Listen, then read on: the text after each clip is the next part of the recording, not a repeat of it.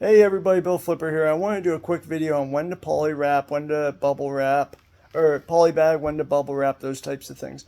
Well, the first thing is if you're using Inventory Lab and on some of the listings it will actually tell you like all clothing should be polybagged.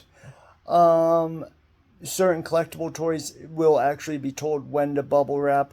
All glass items, I believe, have to be bubble wrapped and boxed. So if you're thinking about selling a jar of jelly, something like that, you'll need to do those things also.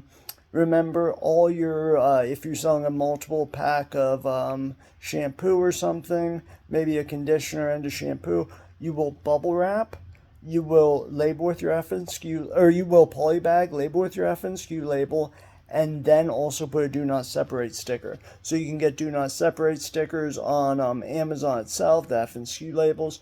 So there are also times when I do a little bit extra.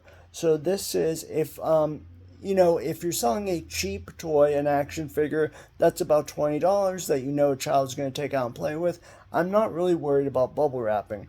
But many collectible toys, so you get in the 50, maybe even higher range.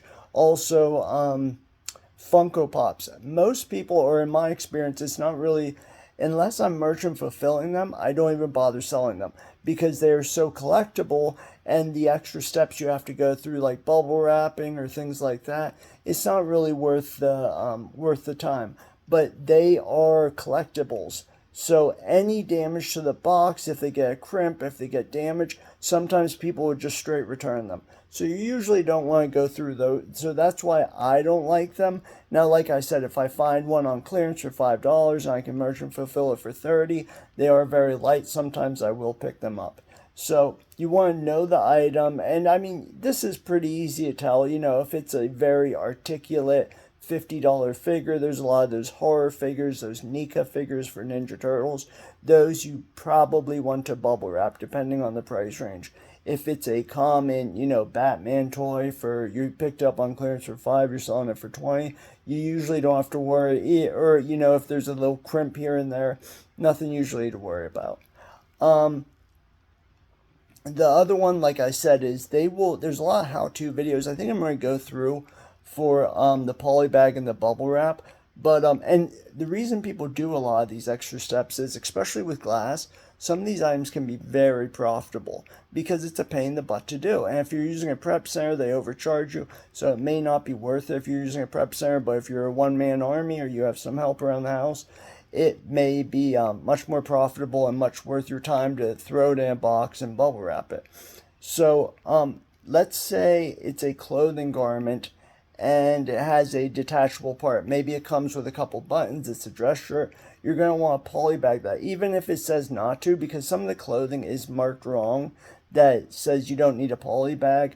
Some of the, maybe it's a certain, like I said, maybe it's a set. So think of all the, they have lots of Adidas sets, Nike sets, where you get the pants and you get the jacket, or you get the pants and the shirt. You always want to bag those because they could be separated, and then a customer buys the jacket, they get the jacket, they don't get the pants, that's an instant return. So, and like I said, the rule of thumb for glass is, I believe it needs to be bubble wrapped and boxed, and then it has to survive a 4-foot drop on every single side. So, the sides, the tops, the bottoms, all those has to survive a 4-foot drop. So for a few dollars, in my opinion, it's not worth it. But if you find, a multi-pack or things of that nature, certain seasonal items where there's a $5 or $10 profit, you may want to go into it. And you'll usually have a lot less competition on those types of listings because, again, it's, anyone using a prep center, it's probably not worth their time. And you will usually, from my understanding, still have some breakage. Remember, you can't control the post service. You can't control how the warehouse is going to treat your items. So the extra steps you're going through there. All vinyl records need box, so you'll learn how to do that. I can do a video on that too. Vinyl records, they actually sell specific boxes for vinyl records, and you'll need to box them and label them and be protected. So you can find those online. So that's all I have for today. I hope that helped in some ways. If you have any questions, drop them down below. Everybody have an amazing rest of your week. Bye.